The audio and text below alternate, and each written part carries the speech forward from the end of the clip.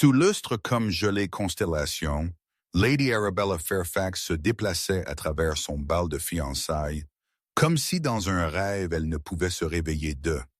Chaque plancher poli la reflétait comme un fantôme, gantée, gracieuse, et pâle sous le poids de perles sa famille ne pouvait plus se permettre. L'orchestre jouait une valse trop brillante pour son humeur. Des rires ondulaient à travers la pièce comme champagne versé trop vite, pétillant, fugace. Elle sourit quand on lui parlait, ses lèvres se courbant avec la précision d'une débutante entraînée. Bien que derrière son éventail, ses doigts tremblaient faiblement, trahissant ce que ses yeux ne pouvaient. Elle était 18, trop jeune pour avoir appris comment porter le désespoir magnifiquement, pourtant déjà maîtresse de prétendre. La voix de son père s'élevait quelque part derrière elle, joviale, confiante, dissimulant la ruine qu'il avait causée. Il se tenait parmi des gentilshommes dont les fortunes éclipsaient la sienne, gesticulant vers elle comme un marchand louant sa plus belle porcelaine. « Un trésor est-elle pas ?» il dit, son ton un peu trop fier, un peu trop désespéré. Le gentilhomme acquiesça, comme les hommes font en étant témoins d'une transaction déjà décidée. Sa mère restait au bord de la pièce, son visage figé dans un sourire cassant. Seulement Arabella remarqua le faible tremblement de son mouchoir de dentelle. Et puis vint le son qui fit taire les violons, l'écho de talons de bottes sur le marbre, lent et mesuré. Le duc d'Ashcombe était arrivé. La conversation s'éclaircit en murmures, alors que les têtes se tournaient vers l'embrasure. Il était plus grand qu'elle se souvenait du jour des fiançailles, bien que peut-être ce fût seulement la gravité de sa présence qui le faisait paraître ainsi. Ses cheveux, argentés aux tempes, encadraient un visage marqué non par l'âge, mais par la quiétude d'un homme habitué à commander. Il n'y avait rien de cruauté en lui, pourtant quelque chose de plus froid que l'indifférence. Une calme maîtrise de soi qui troublait ceux qui cherchaient sa faveur. La foule s'écarta alors qu'il approchait, son regard fixé sur elle avec un calme illisible. Arabella fit une révérence profonde, la soie de sa robe chuchotant sur le sol. Quand elle se releva, ses yeux gris comme l'aube avant la pluie rencontrèrent les siens. « Lady Arabella », il dit, voix basse, précise et résonnante comme s'il s'adressait non seulement à elle, mais au destin lui-même. « J'espère que cette soirée vous a apporté quelques mesures de bonheur. »« Elle a été mémorable, votre grâce. » Elle répondit, sa voix ferme, bien que son pouls la trahissait. Autour d'eux, des murmures fleurissaient comme du lierre. « Elle est trop jeune. Il a 3 fois son âge. Une fortune pour un titre.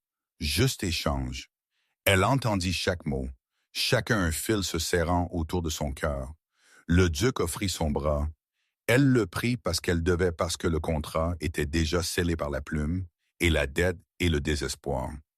Alors qu'ils se déplaçaient à travers le hall, le parfum de rose et de cire de bougie se mêlait à l'âpre saveur de l'envie. La cousine du prince remarqua doucement que la première femme du duc était morte de mélancolie. Une comtesse chuchota qu'Arabella suivrait peu après. Beauté gaspillée sur cheveux gris et hauts matinaux. Le sourire d'Arabella ne faiblit pas. Elle avait été entraînée trop bien pour cela. Quand la valse recommença, le duc ne lui demanda pas de danser. Au lieu de cela, il la guida vers la terrasse où l'air était froid et honnête. Londres scintillait au loin, une mer de lampes vacillantes comme des étoiles incertaines. « Je ne me soucie pas beaucoup des foules, » il dit. « Vous ?» Elle hésita. « On me dit qu'elles sont essentielles, » elle répondit doucement. « Pour une femme qui souhaite être rappelée. »« Et vous, demanda-t-il, souhaitez-vous être rappelée ?» Elle tourna son visage vers les jardins sombres en dessous, le clair de lune traçant le contour de sa gorge. « Je voudrais, » elle dit après une pause, « être plus qu'un arrangement. » Il l'étudia alors comme si ses mots avaient déverrouillé quelque chose longtemps scellé. « Cela est plus rare que la beauté, Lady Arabella, » il murmura. « C'est du courage. » Son ton ne contenait aucune moquerie. Pour le plus bref instant, elle crut qu'il la voyait. Pas la dot, pas le masque de porcelaine, mais la fille effrayée derrière elle. Puis un serviteur interrompit avec la nouvelle que les carrosses étaient arrivés, et le moment s'évanouit comme souffle sur verre. Des heures plus tard, le bal avait pris fin. Le rire de Londres persistait dans les rues, mais à l'intérieur du carrosse Fairfax, il n'y avait que le cliquetis des roues et les sanglots silencieux de sa mère. Arabella regardait la ville reculer, la lueur de la salle de bal s'estompant dans le brouillard. Son père ronflait d'à côté d'eux, ivre de soulagement plutôt que de vin. Elle pressa sa main contre la vitre, traçant la condensation avec son doigt. Sa réflexion la regardait fixement en retour. Duchesse à être pion de circonstance, sauveuse d'un nom qu'elle ne portait pas fièrement. Elle pensa à l'expression du duc, sa calme retenue, l'étrange gentillesse qui ressemblait presque à de la tristesse. Un homme à la fois craint et plaint, ne lui offrant ni flatterie ni fausse promesse. Cela aurait dû l'effrayer plus qu'il ne le fit.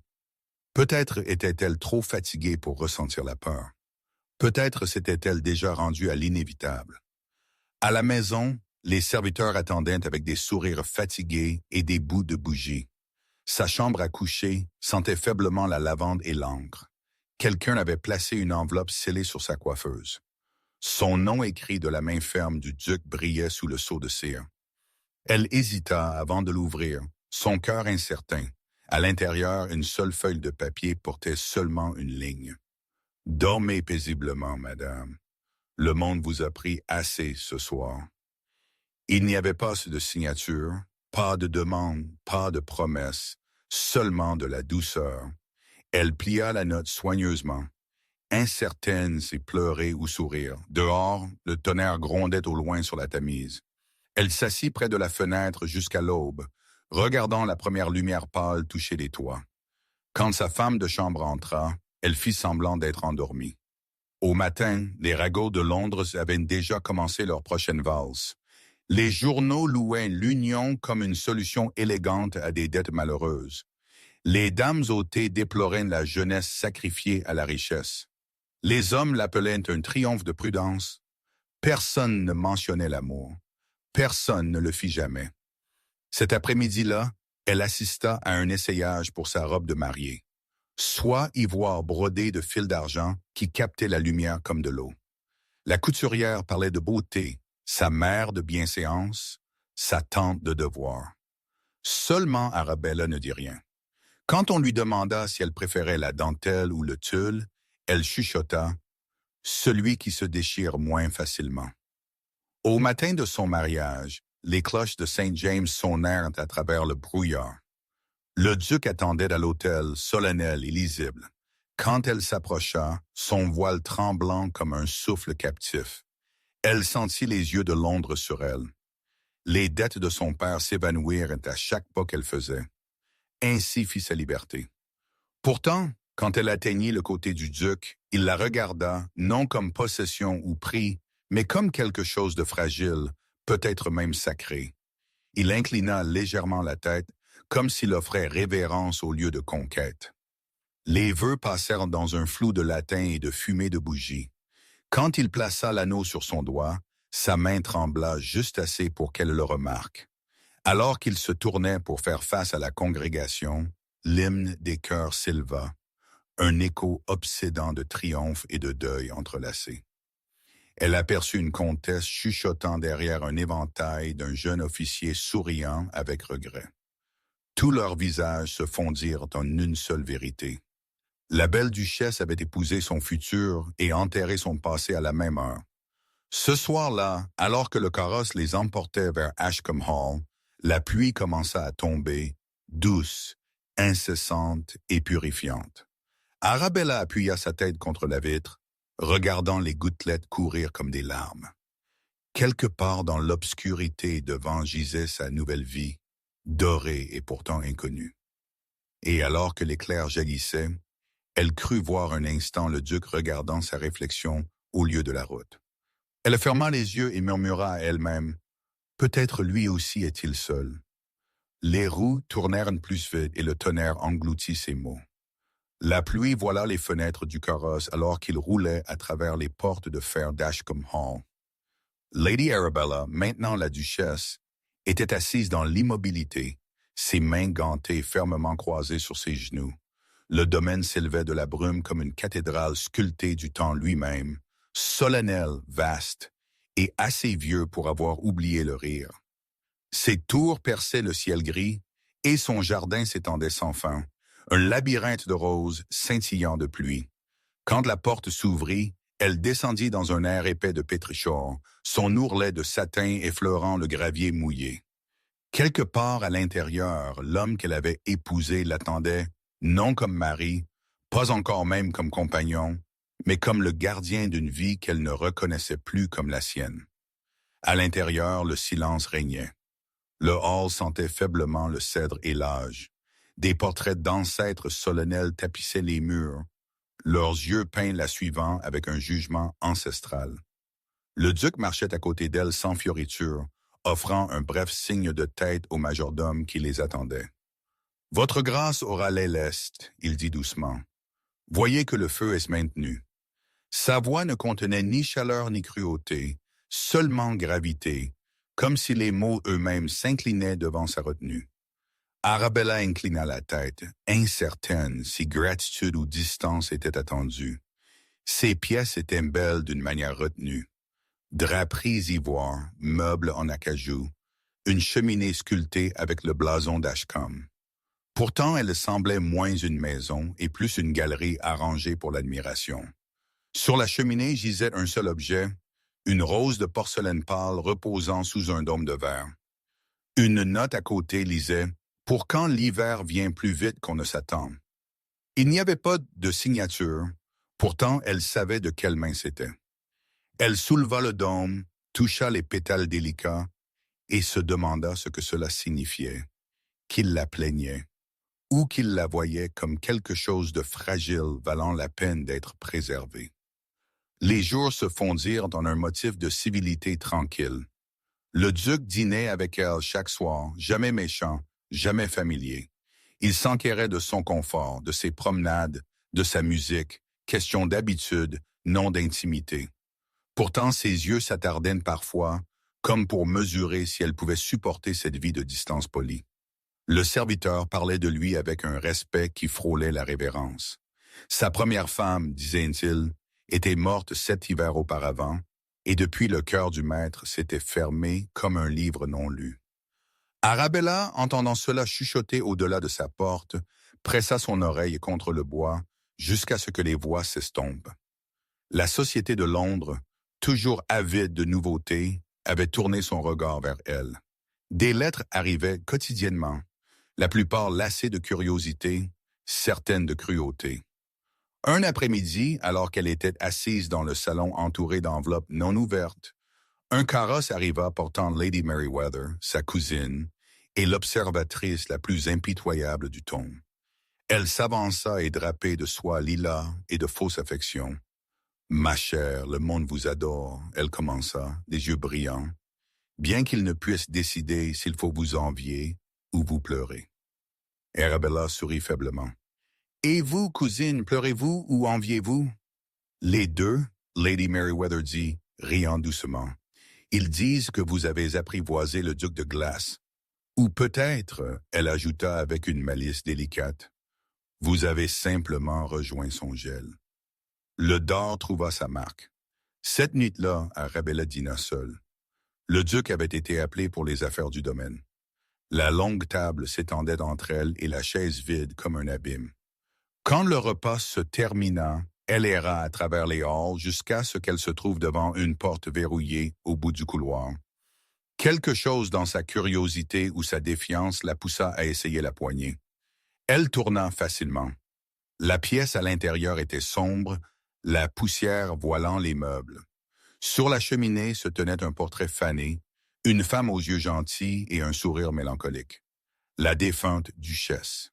Ses traits étaient doux, sa beauté ordinaire.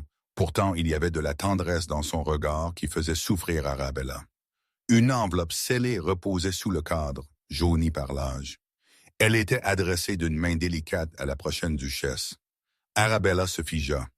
La maison craquait autour d'elle comme si consciente de sa transgression. Elle glissa la lettre dans sa manche et s'enfuit avant qu'elle ne puisse demander pourquoi. Le lendemain matin, la pluie s'était changée en neige, givrant le jardin de roses en blanc. Elle trouva le duc dans son bureau, ses manches retroussées au coude alors qu'il examinait les registres.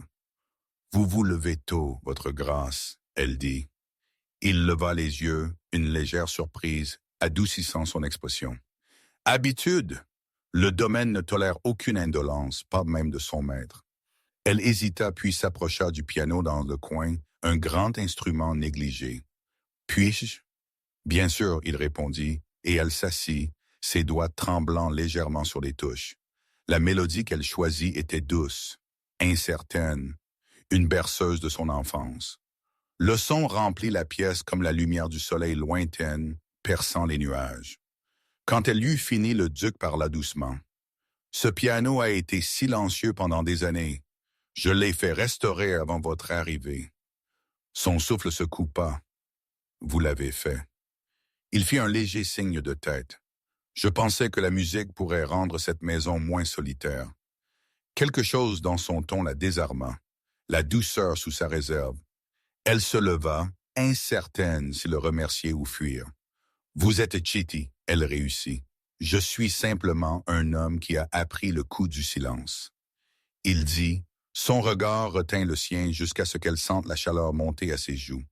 Elle partit rapidement, bien que l'écho de ses mots la suivît dans le couloir comme un battement de cœur. En soirée, les ragots de Londres avaient atteint même les quartiers des serviteurs. Un journal gisait ouvert sur la table du hall, son titre cruellement élégant. L'arrangement Ashcam, beauté troquée pour la solvabilité. Elle le lut debout à la lumière de la lampe, son visage illisible. Le duc apparut à côté d'elle, silencieux jusqu'à ce qu'elle parle.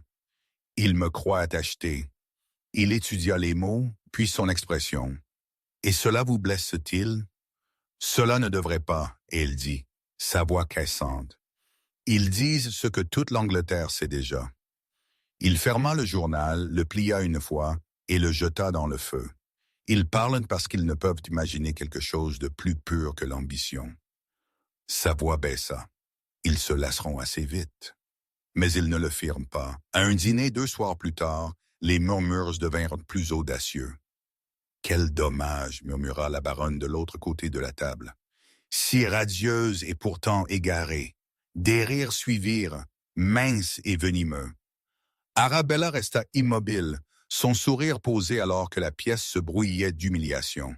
La main du duc se resserra autour de son verre jusqu'à ce qu'il se fissure. « Cela suffira », il dit sèchement. Le rire mourut. Il se leva, offrit son bras à sa femme et ensemble ils quittèrent la table. Dans la lumière tamisée du couloir, il s'arrêta, se tournant vers elle. « Ils ne parleront plus de vous ainsi, » il dit. « Je suis habitué au chuchotement, » elle murmura.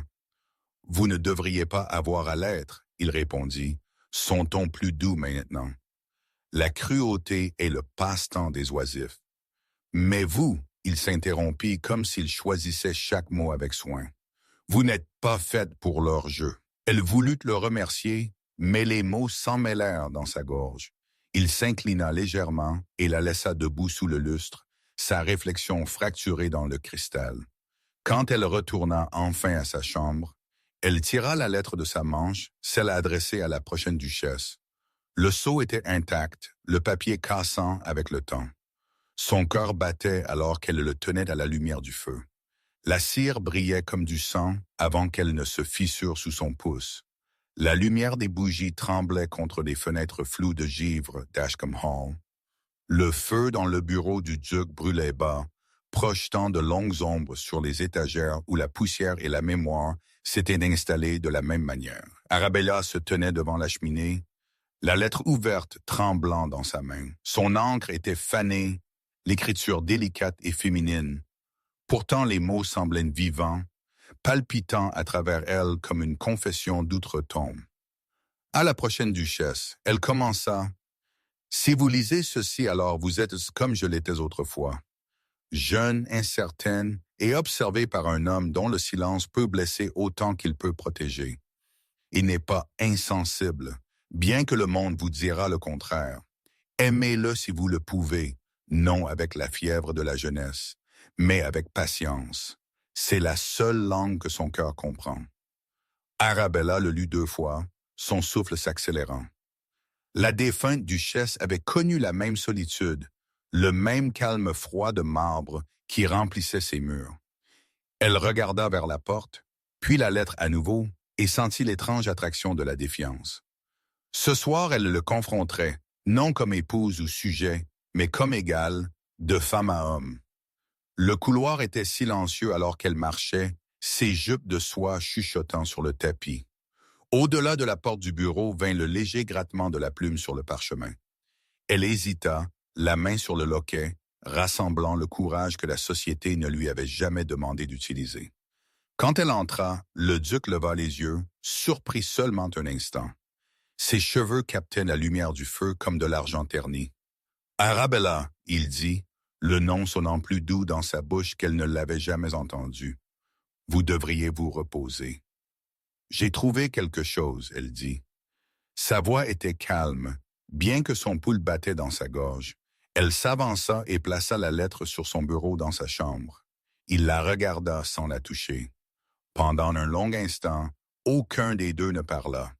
Puis, doucement, il dit, « Vous l'avez lu. » « Je l'ai fait. » Un scintillement traversa son expression. Douleur rapidement enfouie sous le calme.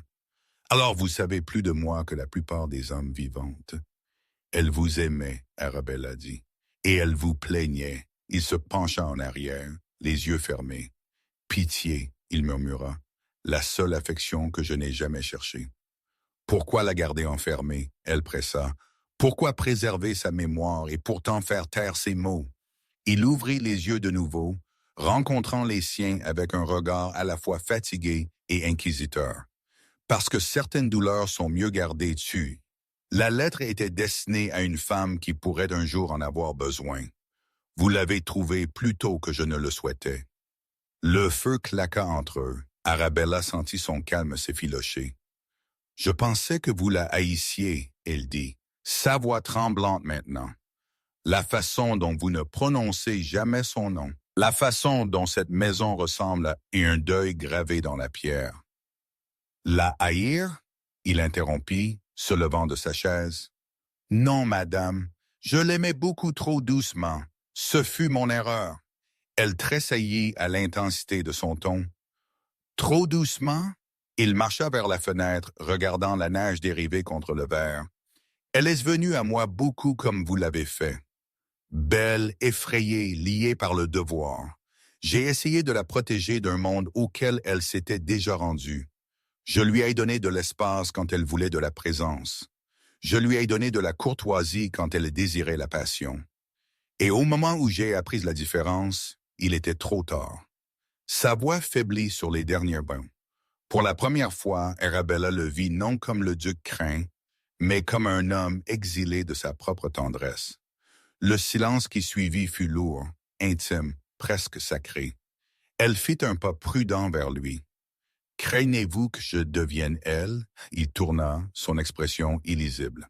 « Je crains que vous ne l'ayez déjà fait. » Son souffle se coupa. « Alors pourquoi m'épouser du tout? » Parce que, il dit lentement, quand je vous ai vu pour la première fois, vous m'avez regardé sans crainte. Chaque autre jeune femme dans cette salle de bal voyait une fortune ou un monstre. Vous avez vu un homme. Elle sentit sa gorge se serrer. Je ne savais pas ce que je voyais, elle chuchota. Seulement que vous sembliez à part du bruit. Il fit un petit sourire triste. À part du monde, peut-être cela a son prix. Ils se tenaient face à face, l'air entre eux vivant de quelque chose de fragile et dangereux. L'horloge sonna minuit. Dehors, la tempête s'intensifia. Les doigts d'Arabella effleurèrent le bord du bureau, se stabilisant. « Votre grâce, » elle dit, son ton formel maintenant, bien que sa voix tremblait. « Entendez-vous que nous vivions comme des étrangers? » Il l'étudia, son regard cherchant le sien pour une vérité tacite.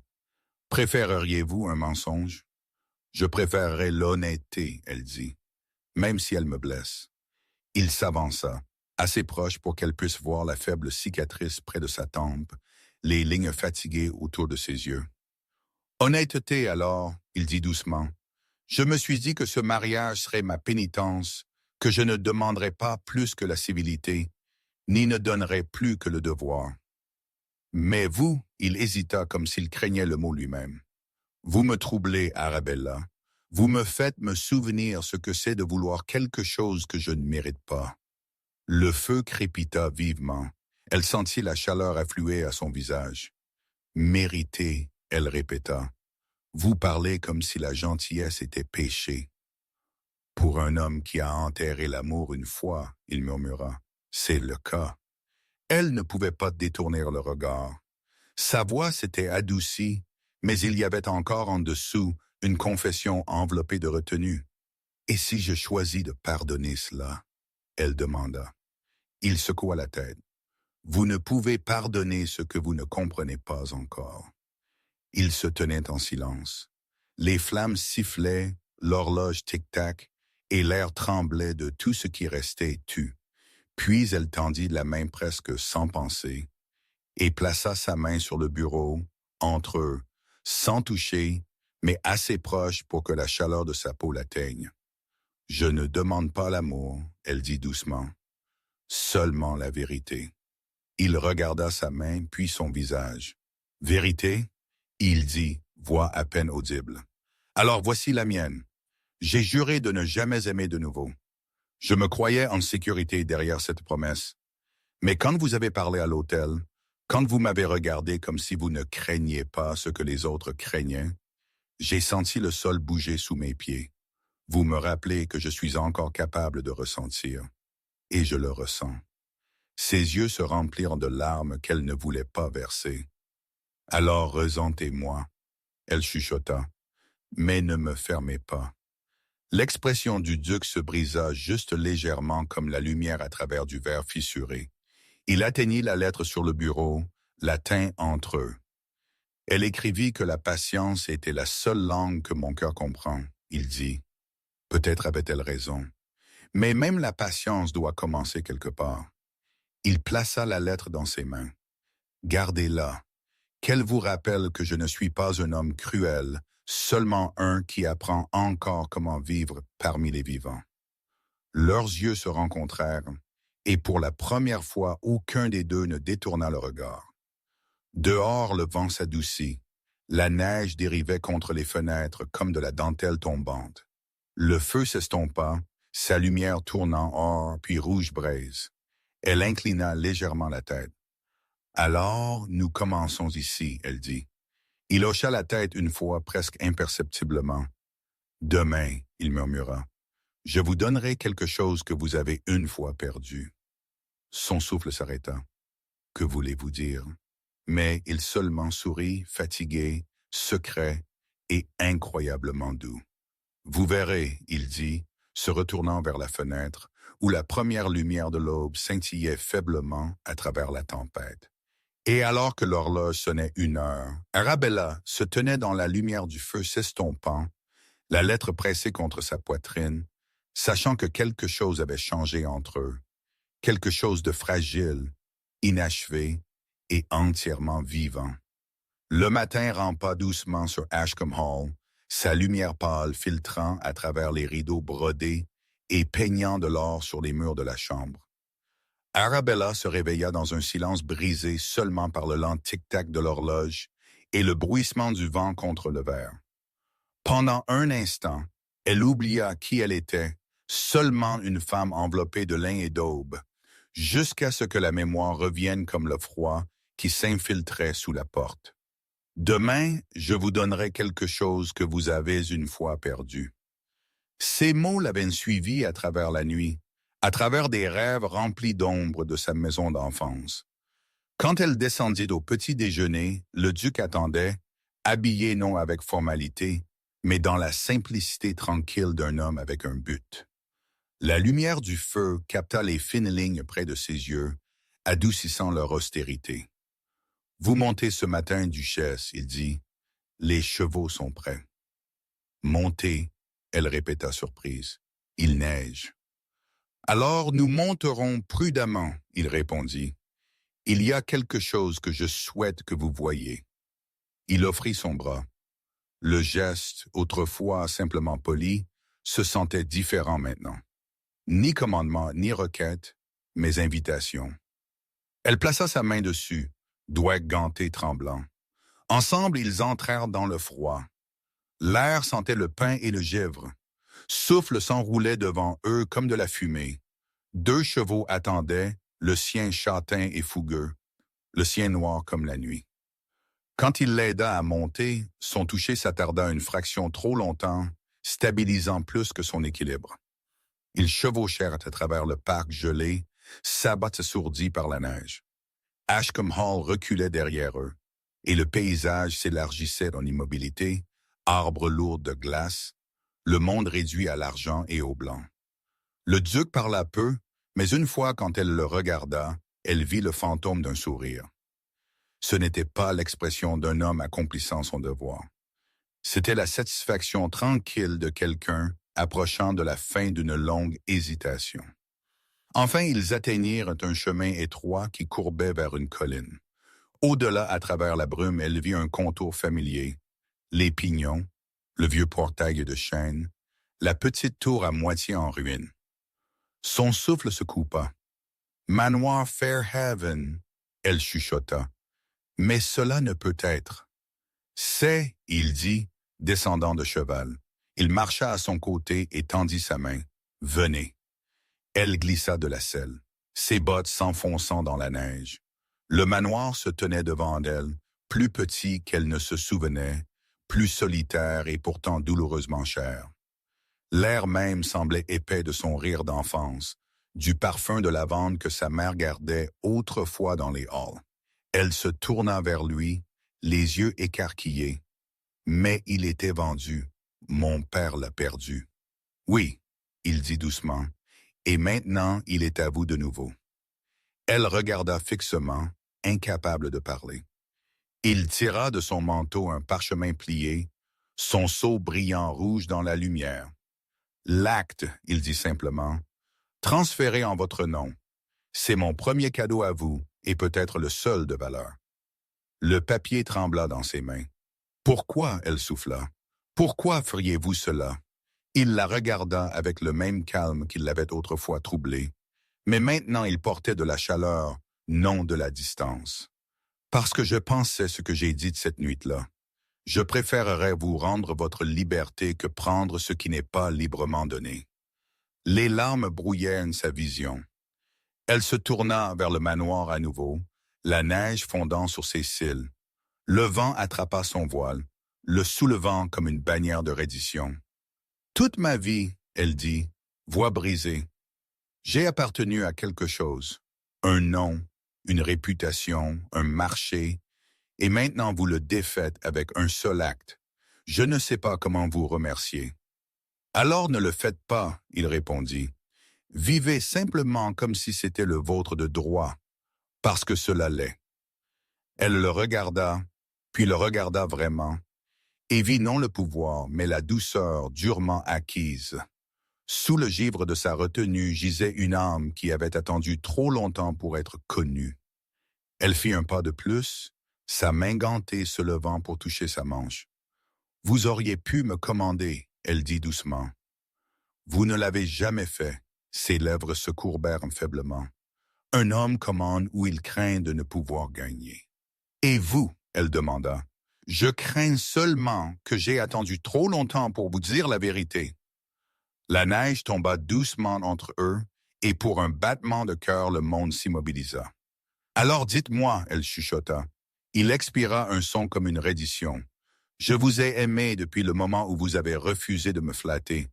Vous vous steniez dans cette salle de bal comme une enfant effrayée qui ne supplierait pas. Je vous ai admiré avant de jamais vous désirer. Et quand vous m'avez regardé à l'autel, non comme monstre ni sauveur, mais simplement comme homme, ce fut la première miséricorde que j'avais connue depuis des années. » Ses larmes se répandirent librement maintenant, chacune captant la lumière pâle du matin.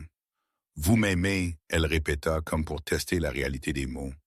« Oui, il dit, mais je préférerais mourir non aimé qu'aimé par force. » Elle ne put répondre.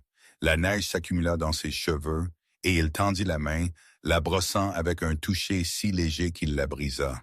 « Arabella, il dit, sa voix instable pour la première fois. Vous ne me devez rien, ni affection, ni loyauté.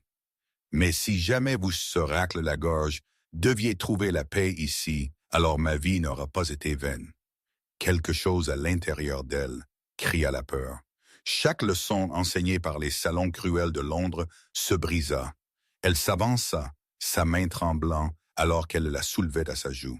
« Alors peut-être, elle dit, voix à peine au-dessus du souffle, mon cœur est déjà à vous. » Pendant un instant, il resta immobile comme si le monde avait basculé.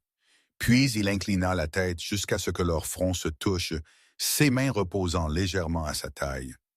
Aucune revendication, seulement révérence. Le silence entre eux s'approfondit en quelque chose de sacré. Le vent soupira à travers les arbres. Une cloche tinta au loin du village en dessous. Elle sentit son souffle chaud contre sa peau. « Nous devrions retourner, » il murmura, bien qu'aucun des deux ne bougea. Quand ils le firent enfin, le voyage de retour fut sans mots, chaque regard lourd de tout ce qu'ils ne pouvaient pas encore nommer. Ce soir-là, la maison était éclairée de centaines de bougies, leurs reflets tremblant sur les sols polis. Les serviteurs parlaient à voix basse, car le duc avait ordonné un souper dressé dans l'aile est, une pièce longtemps intouchée. Le piano brillait neuf, son couvercle ouvert, des roses fraîches placées au-dessus.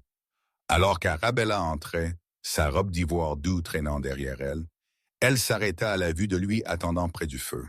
Il ne semblait pas plus vieux maintenant, mais intemporel, comme si une absolution tranquille l'avait libéré. « J'avais pensé, il dit, que ce soir pourrait vous appartenir seul. » Elle sourit faiblement. « Alors que cela commence. » Il tendit la main et ensemble ils traversèrent jusqu'à l'âtre. La neige dehors pressait doucement contre les fenêtres, brouillant le monde en silence. « Vous avez une fois demandé, il dit, si nous devions vivre comme des étrangers. Je vous donne ma réponse maintenant. » Il embrassa sa main une fois légèrement comme on pourrait honorer quelque chose de sacré. « Vous n'êtes plus une étrangère, Arabella. Vous êtes la raison pour laquelle cette maison s'est réveillée de son chagrin. » Ses larmes vinrent doucement sans honte. Elle se pencha contre lui, le rythme de son cœur stable sous son oreille. Pour la première fois depuis son enfance, elle se sentit en sécurité. Non en cage, non troquée, mais vue. Dehors, l'aube commença à se rassembler de nouveau, pâle et prometteuse.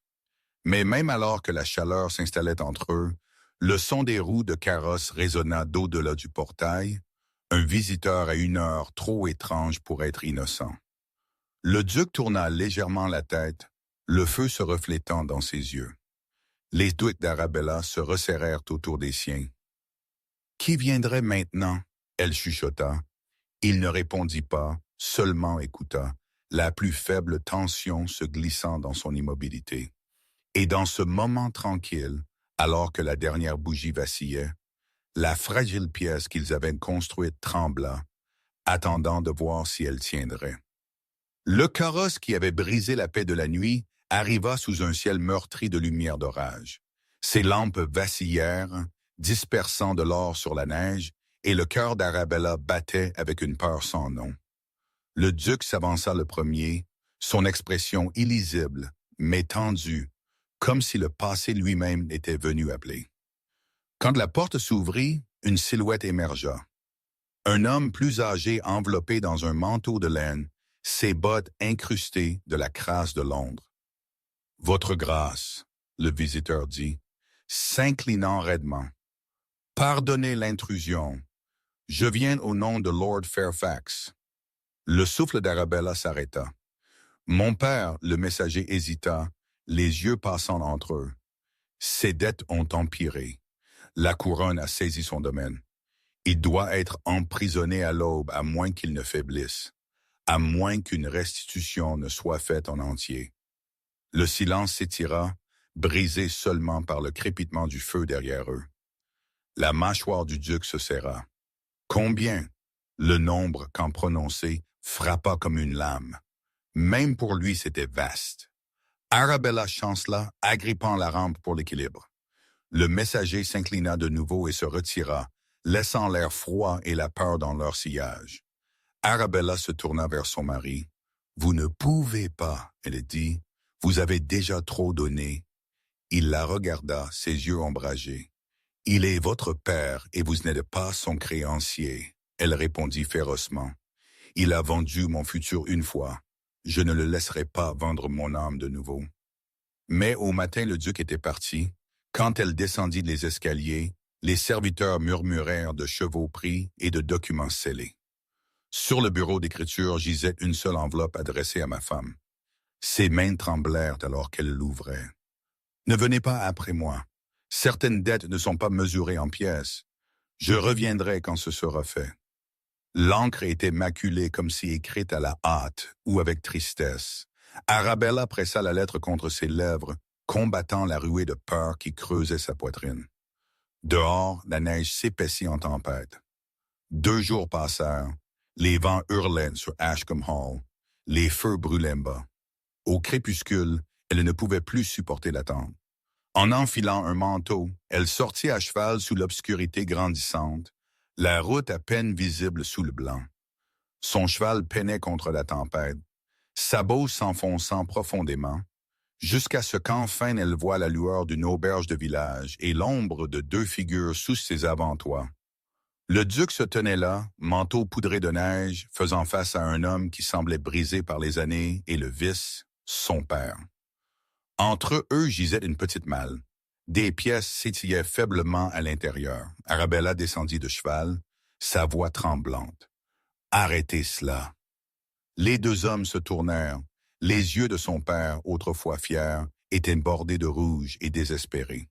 « Vous n'auriez pas dû venir, » il railla. « Il paie ma sentence en or. »« J'achète votre paix, » le duc corrigea doucement. « C'est tout. »« Non, » elle dit, s'avançant entre eux. « Pas comme ça. Vous ne pouvez racheter ce qui refuse de changer. » La main de son père trembla alors qu'il tendait la main vers la malle. « Vous ne comprenez pas, Bella. »« Je comprends assez, » elle coupa, larmes gelant sur ses cils. « Vous m'avez vendu pour survivre, et maintenant vous le laisseriez vous acheter pour apaiser votre honte. Je ne laisserai aucun de vous faire cela. » Le regard du duc s'adoucit, mais sa voix était ferme. Arabella recula. Elle refusa. « Si vous faites cela, vous défaites tout ce que nous sommes devenus. Vous m'avez appris que l'amour est liberté. N'en faites pas un sacrifice. » Le vent s'engouffra, portant ces mots dans la neige. Le duc ferma la malle lentement. Ses mains gantées s'attardèrent là avant qu'il ne se tourne vers Lord Fairfax. « Vous ne verrez pas la prison, » il dit, « mais vous renoncerez à ce qui reste de vos biens en sa faveur. Vous avez déjà pris assez de prendre sa vie. » Son père regarda déconcerté. « Vous me laisseriez sans le sou. »« Vivant, » le duc répondit, « cela suffira. » Le vieil homme s'affaissa contre l'encadrement de la porte, pleurant doucement dans ses mains. Arabella voulait le haïr, mais seulement de la pitié vint. Une pitié qui ne faisait plus mal. Quand le carrosse emporta son père vers Londres, la neige s'apaisa, laissant le monde silencieux et nu. Le duc regarda la route jusqu'à ce que la dernière lanterne disparaisse, puis se tourna vers elle. « Vous n'auriez pas dû venir, » il dit doucement. « Vous saviez que je le ferais, » elle répondit.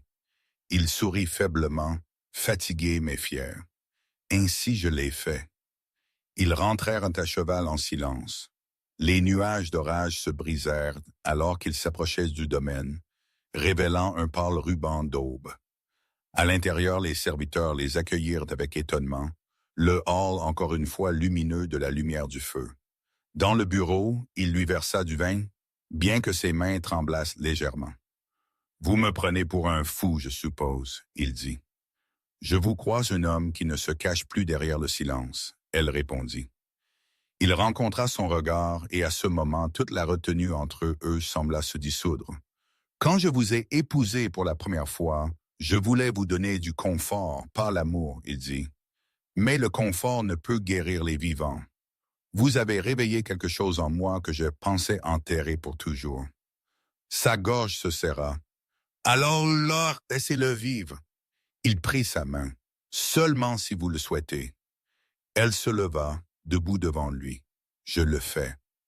L'horloge sonna midi, et quelque part au fond de la maison, une cloche carillonna. Il l'attira près, lentement, avec révérence, comme si craignant que le moment ne se brise. Leur premier baiser ne fut pas de passion, mais de promesse, un scellement tranquille de tout ce qui avait été retenu. Le monde au-delà de la fenêtre scintillait de neige fondante. Des semaines plus tard, Londres chuchota de nouveau. D'une duchesse qui avait apprivoisé le plus froid des hommes, d'un duc qui maintenant souriait au bal, qui dansait quand il autrefois seulement regardait. La société se demanda, comme elle le faisait toujours, quelle alchimie les avait transformés. La vérité, bien sûr, était plus simple. Deux cœurs blessés avaient choisi la miséricorde plutôt que la fierté. À la réception de printemps à Carlton House, le ton se rassembla sous des lustres, bavardant comme des oiseaux en cage.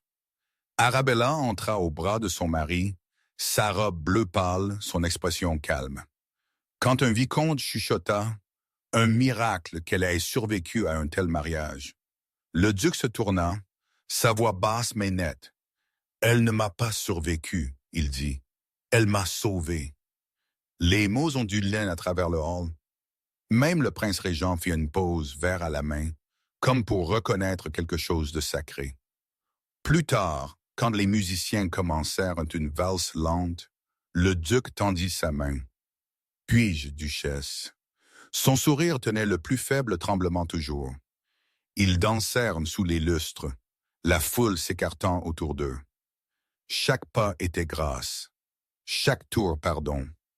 Les murmures s'estompèrent et en applaudissements, puis en crainte. Pour la première fois depuis des années, le rire atteignit ses yeux. Alors que la nuit déclinait, ils se glissèrent en dehors sur la terrasse. La ville s'étillait sous eux, vivante et sans fin. « Nous leur avons donné tout un spectacle, » elle dit doucement. « Qu'il l'est, » il répondit. « Ils prospèrent sur l'illusion. Nous vivons dans la vérité. » Elle appuya sa tête contre son épaule, regardant la rivière scintiller sous le clair de lune.